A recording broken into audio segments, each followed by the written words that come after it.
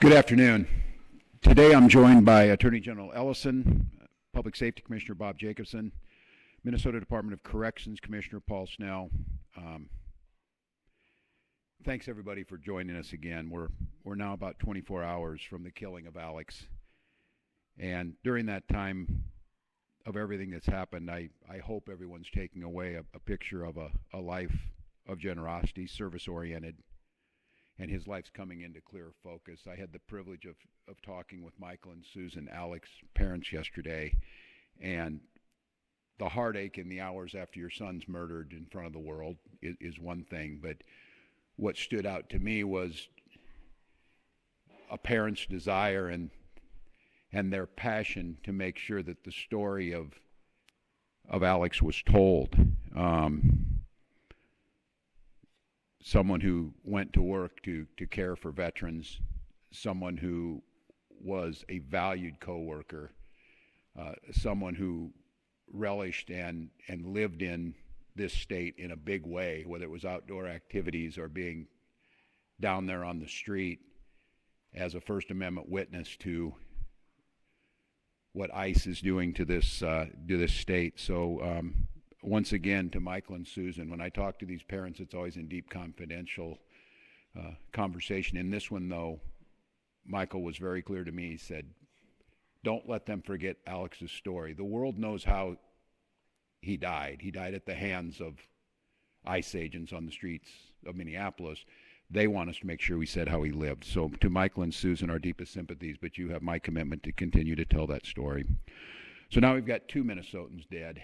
We didn't had time to start telling Renee's story of a poet and a mother and a bright spirit, and now we're telling Alex's story. So my question is, what's the plan, Donald Trump? What is the plan?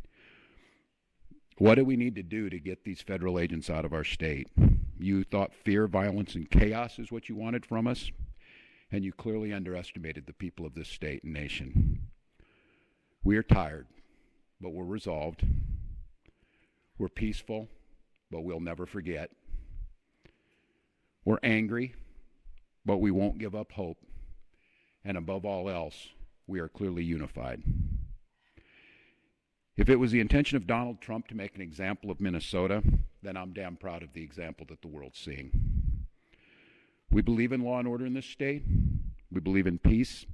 And we believe that Donald Trump needs to pull these 3,000 untrained agents out of Minnesota before they kill another person.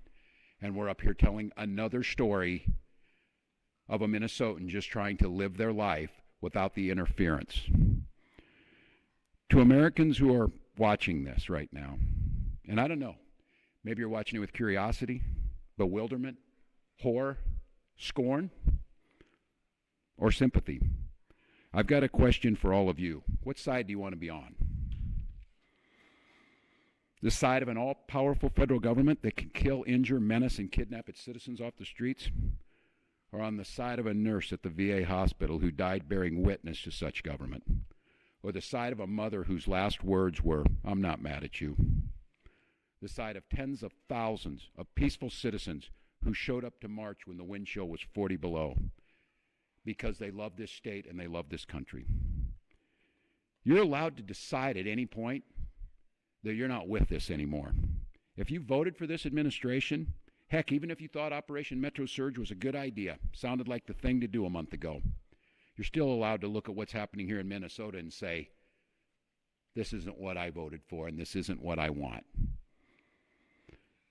I ask you not to stand by idly. Speak out, share what you're seeing, and urge others to put politics aside. We're no longer having a political debate, we're having a moral debate. We all want secure borders and immigration enforcement that prioritizes criminals. And I want to thank the press, especially the local press, who has done a deep dive to show that's exactly what Minnesota does. But what you're seeing is not common sense, lawful, or humane enforcement. That's not what this occupation is about.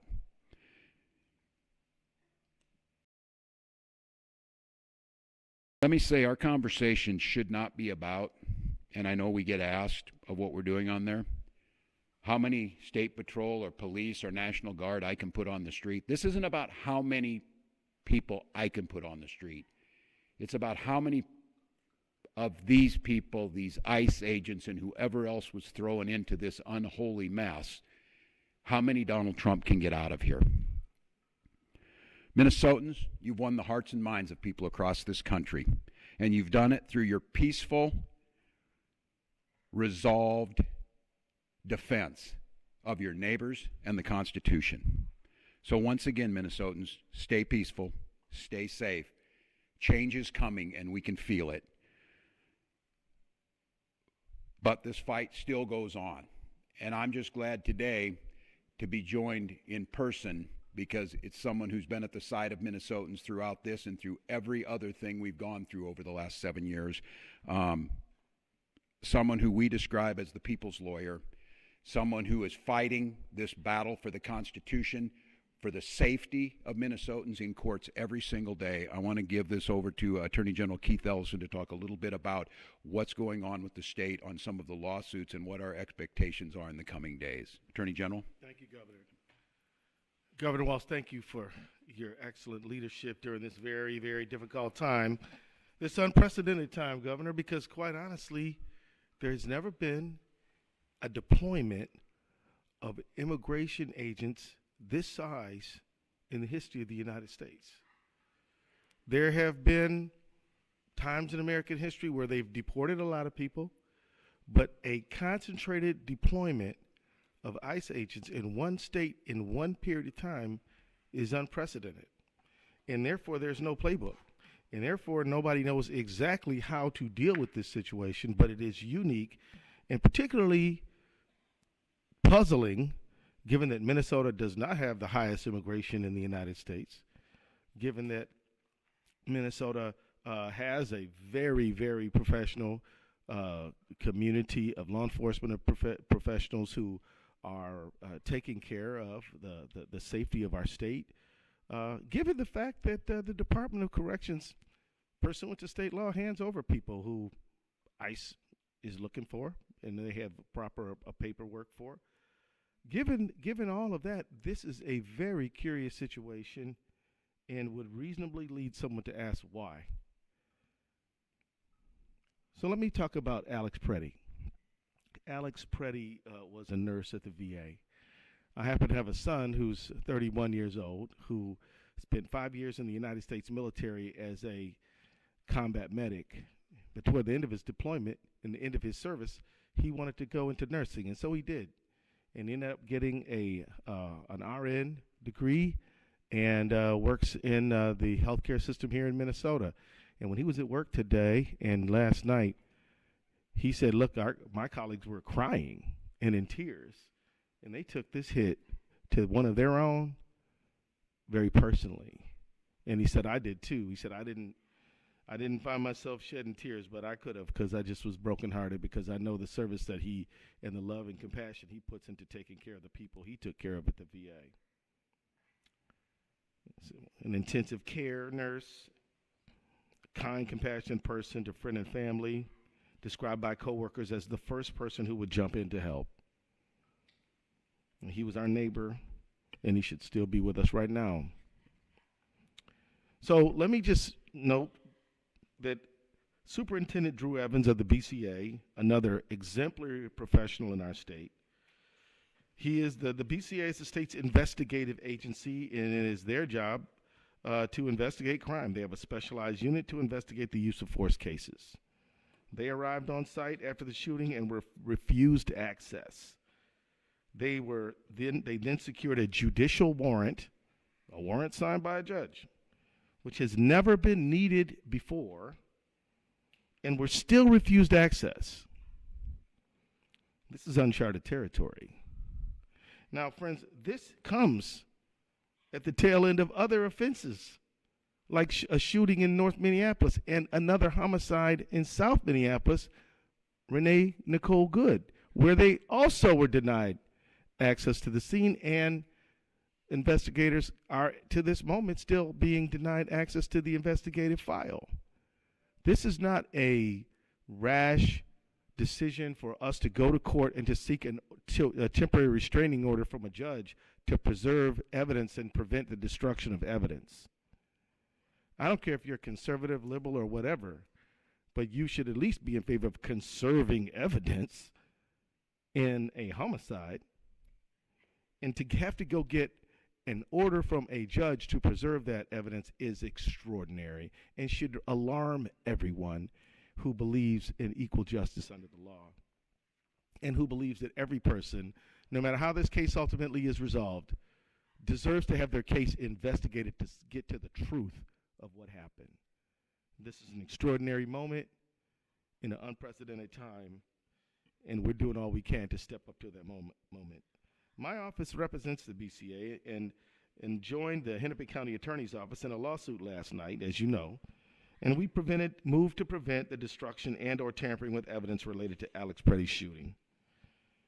And this includes any evidence the federal agents took from the scene of the shooting, preventing the state authorities from inspecting it. We've never had to do anything like this before. Never before. We filed that motion last night and for a temporary restraining order asking the court to take immediate action to preserve the evidence.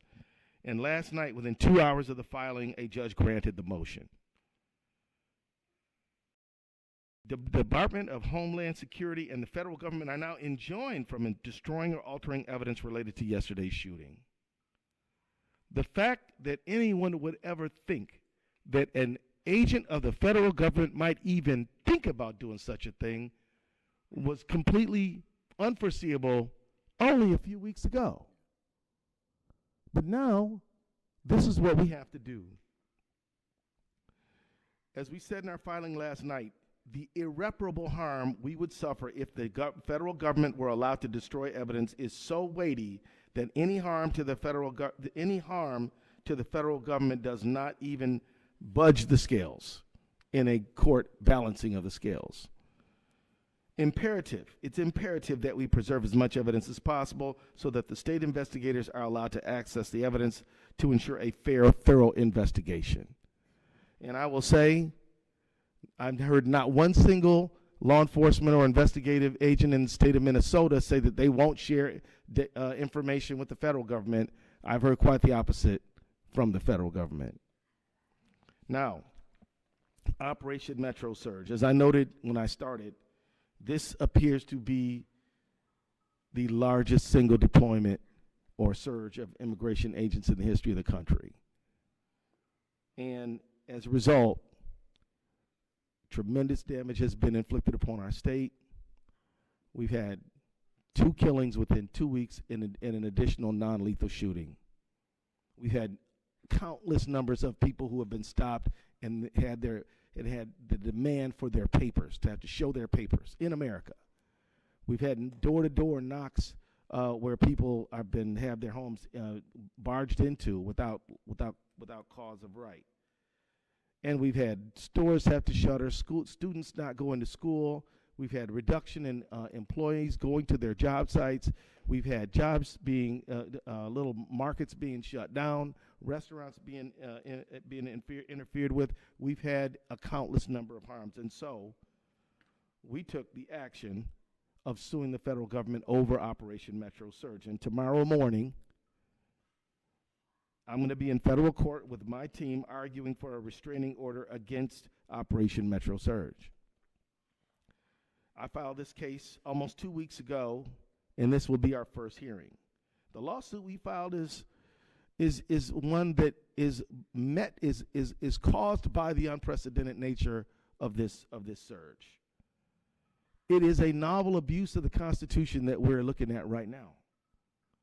No one can remember a time when we've seen something like this, when a state can marshal facts to show that our targeting is not based on excessive amounts of undocumented immigrants or anything like that, but we're targeted because of politics, which violates our First Amendment rights. The 10th Amendment, which we are entitled as a state to equal sovereignty, and we have been denied that. The federal government is literally commandeering and coercing the state of Minnesota to bend to its will, which is the prerogative of the people of the state of Minnesota. Let me remind everybody, let me take everybody back to 8th grade civics. The states predate the United States and came into the Union preserving their rights as states to be the states that the citizens of those states want them to be within a constitutional framework. It is at the fundamental, it is in the DNA of American history that the federal government cannot trample over the prerogatives of the state. And that is exactly what is happening here, and that is exactly why we're going to court. This surge has drained local law enforcement time and resources. Jacob Fry, if he were here, could tell you that they've spent north of $2 million on overtime responding to ICE. They've damaged our economy, hurt our education system, and terrorized community members. And it must stop, and tomorrow is a big step in that direction. Now, as I noted a moment ago, people will ask, well, why Minnesota? I'll say this. Minnesota is dealing with targeted oppression from the federal government because of who we are and who we value.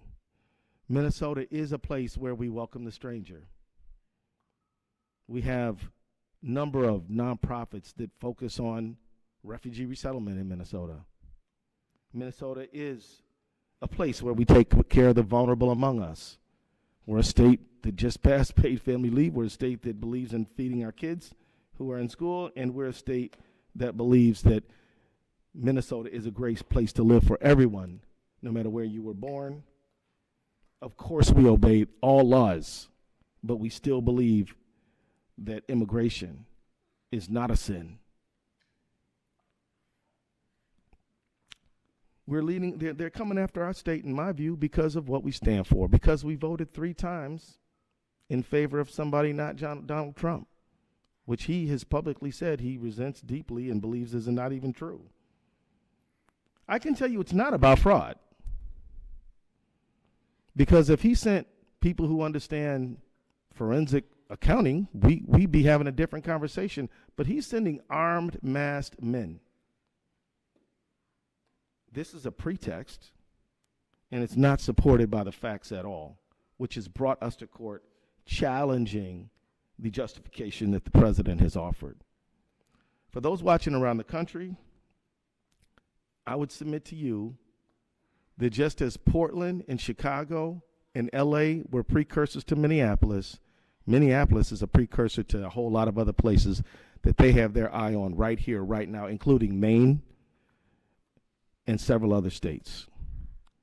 If we don't stop this behavior here, it will only expand, and it won't be good for anyone in our country.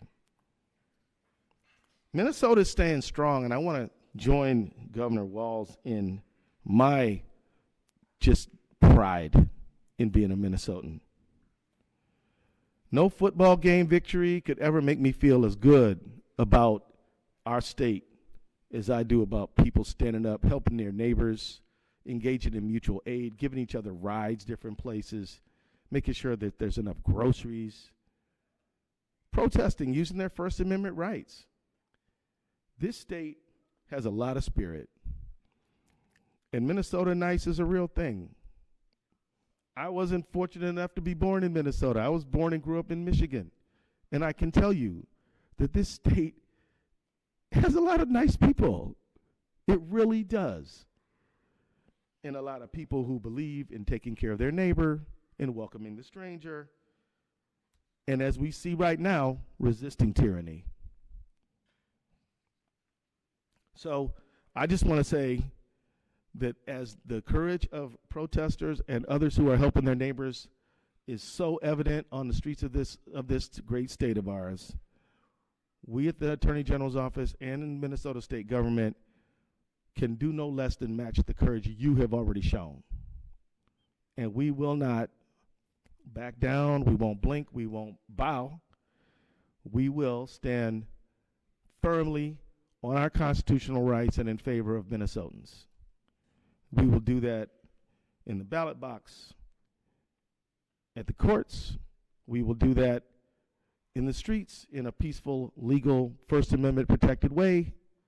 And we will do it in a multitude of ways. But one thing we will not do is we will not back down and we will not bend. And so let me wrap up by saying this. We will never forget Alex Preddy. We will never forget Renee Nicole Good, and we will never forget any of the Minnesotans who have suffered so unjustifiably in this time. Minnesota is a great place. That is why I believe we've been targeted. But it's not going to work. And we'll be in court tomorrow arguing for the rights of every Minnesotan to stand up and be the generous, courageous people that we are. Thank you. Thank you, Attorney General. We'll be glad to take some questions, folks. Tom? Walz, you got a letter from Attorney General Pam Bondi making several demands, I guess you would call them, regarding sanctuary cities, regarding fraud and voter rolls. Your response to that, and is there anything you can do to meet the Trump administration at least part of the way to try to turn this temperature down? Well, first of all, it's not a serious attempt, and the Attorney General sent that in. I would thank the local folks and Commissioner Snell. Thank you to you and your team over there. In that letter, they talked about, you need to hand people over who are in your jails. They're taking credit for people that we've had in jail for a long time. We always hand them over, and the commissioner very clearly. So they're lying. They're lying. This has nothing to do with fraud, as the Attorney General said. They're not sending us forensic accountants, and these are things that have been we're dealing with now and have been for quite some time. So look, it's not a serious attempt to get at this. The way to fix this is get these folks out of here. We've continued to work with them. They asked us for these numbers. We provided them. We continue to show they're not serious. And look, I think everybody understands what the last request was, totally unrelated to anything on the voter files. This is, again, as the Attorney General said, Donald Trump telling everybody that the election was rigged, who started all this nightmare for America. Has nothing to do with it. And I would just give a pro tip to the Attorney General. There's 2 million documents in the Epstein files we're still waiting on. Go ahead and work on those. For you or the Attorney General, if they're not honoring judicial warrants, how can you trust that they're going to be honoring this temporary restraining order? Well, that's a good question. I'm glad you asked it because, since Trump 2 began, and even including Trump 1, we filed a lot of lawsuits. We're north of 50 now, and they've been on everything from birthright citizenship to SNAP to things like the National Institute of Health to EV to all kinds of things, and they've been complying with the orders. Now, I will say, the foot drag, we've had to threaten them with contempt a few times, and I'm not saying that the compliance has been good. I am saying that open defiance of court orders is not something that we've experienced. And so I have every reason to believe that they will obey the court order. Now, if they don't, we have recourse, and we'll pursue that recourse. On a deeper level, your question, I would simply say this. Just because they may not do the right thing does not absolve us of the responsibility of doing the right thing. We're going to seek legal recourse, and if they disobey a court order, then that's on them. But we're going to seek those orders, and we're going to insist that they be followed. Local sheriffs have said they lack the legal authority to honor ICE detainers, and that's something that Attorney General Ellison has said as well. They lack the authority under Minnesota law. Is that an authority you could just give them? Could you pass a law? So really, the key issue here is I think most sheriffs in the state do fully honor ICE detainers and provide notification. The issue becomes when they have a lawful reason to be released, bail, released by judicial order. The jail cannot hold that person beyond that point in time. That's the fundamental issue. There is not a lack of cooperation. There is just some legal boundaries. We've had some conversations with ICE about this. We think that there may be some things that could be worked out, but I don't think that's the core issue that we're really dealing with here. Can I simply say that it puts Minnesota in a very difficult position? Because if such a person were held beyond a period of time when the state court has the authority to hold them, then the state court is exposing itself to liability. So ICE just has to show up and do its job. That's the fundamental question here. And that's the fundamental argument they keep making. We cooperate. We don't do their job. You saw it this week with rural, conservative Cottonwood County. Sheriff had someone, told them this person's time is done. We can't just hold them indefinitely. It's against the law. So we're going to release this guy. Come and get him. They're too busy up here doing what they did yesterday to go pick up someone who actually should be removed from this country. And I don't know how many times they try and confuse the people across this country. It's their job to do immigrations and customs enforcement. It's law enforcement's job to do law enforcement in Minnesota. They are not doing immigration enforcement, saying we should be doing that, while they're apparently now trying to do extrajudicial law enforcement on our streets. So this is a red herring. It's untrue. The Attorney General of the United States put falsehoods into a letter she sends to me that we are doing what's asked of us, but we're not going to do your job for you. We have other things we need to do. Attorney General, how concerned are you, getting back to the evidence in Freddie Right. case, that you might not get access to his camera footage and that you might not get to the bottom of whether he was carrying an ID or not? I am deeply concerned about the preservation of evidence, which is why we went to court last night. But I have faith in Judge Tonsrud's order that it will be followed, and I can tell you that Minnesota officials are going to do everything we can to get to the truth. And again, as a prosecutor, I am not allowed to say what the final outcome is going to be. We have to get the evidence and find out. But if you're asking me, Tom, if I'm concerned, you better believe I am concerned. But look, they've got the order. Now they're going to defy the court if they don't follow it. With Vice President Vance when he was in town on Thursday, I understand. I did. Can you tell us about what the tenor of that meeting was? His goal was to turn down the temperature. 2 days later, there was the shooting. Well, I guess it didn't work, huh? I mean, here's the thing. Governor Walz and I were in Congress together for 12 years before both of us went to go serve in state government. We're used to talking to these folks. Why not see if there's something that can be arrived at? I can tell you that it was a polite meeting. I can also tell you that I walked out of there thinking that we probably weren't going to get anywhere.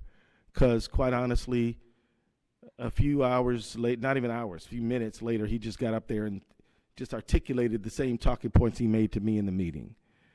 I tried to correct him. He didn't want to hear that. And so I'm like, well, welcome to Minnesota. Thank you very much. You both of us have things to do. So see you later. And I left. It was cordial enough, but it was not fruitful. But look, I just think that, and I'm sure the governor agrees, if you can try to talk to somebody sensibly, we do. But that one didn't get where we had hoped. Yeah, Lauren Gurley here from the Washington Post. Do you know if the federal agents who were directly around Preddy during the time of the shooting are still out on the street in the Twin Cities or anywhere else in Minnesota? Any of them?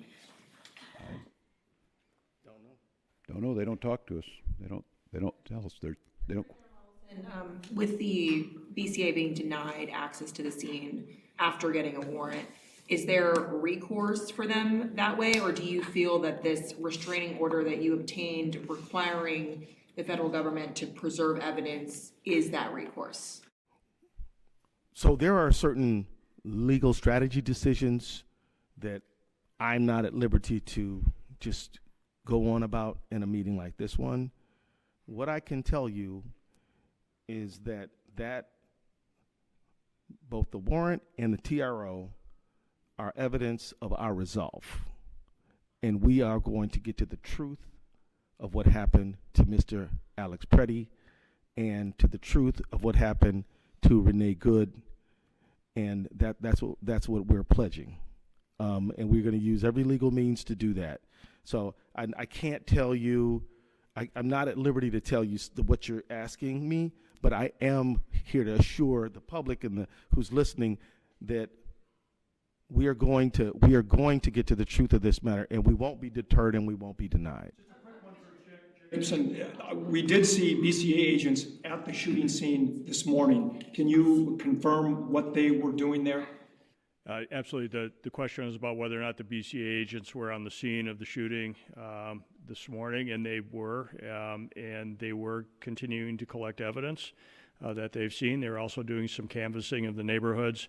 I don't want to get into any more of the investigative process in this, but at the BCA, we are going to continue to investigate this shooting based on whatever evidence we're able to get, and we appreciate the Attorney General assisting us with the temporary restraining order to make sure that the federal government is retaining evidence that will be available, we would assume, to us at a later time. But the investigation will not pause.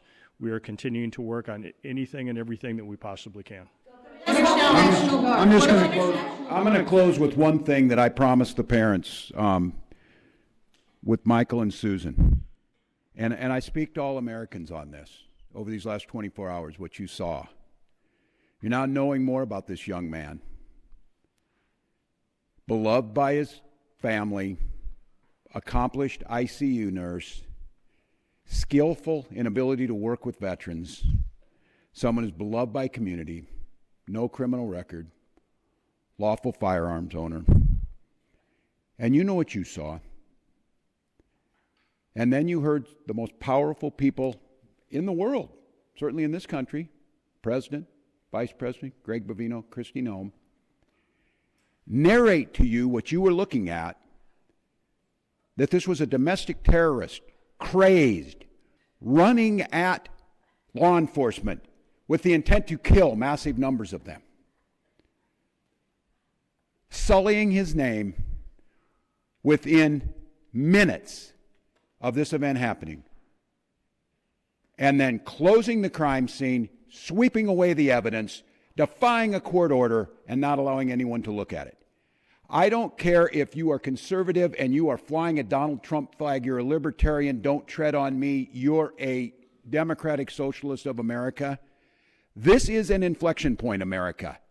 If we cannot all agree that the smearing of an American citizen and besmirching everything they stood for and asking us not to believe what we saw, I don't know what else to tell you. This has to be the moment.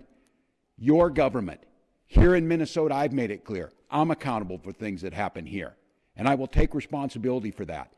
Someone has to be accountable. Someone has to hold the final decision on this. And sitting behind a keyboard at 2 a.m.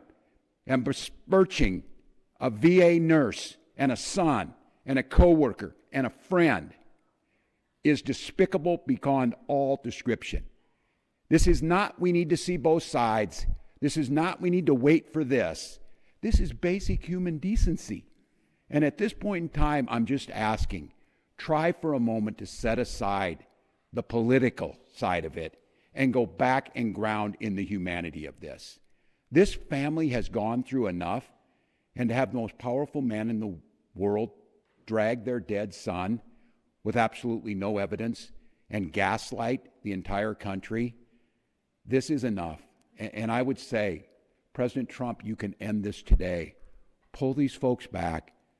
Do humane, focused, effective immigration control. You've got the support of all of us to do that. Let our law enforcement continue to do what they do, making Minnesota one of the safest states in the country, one of the best places to live.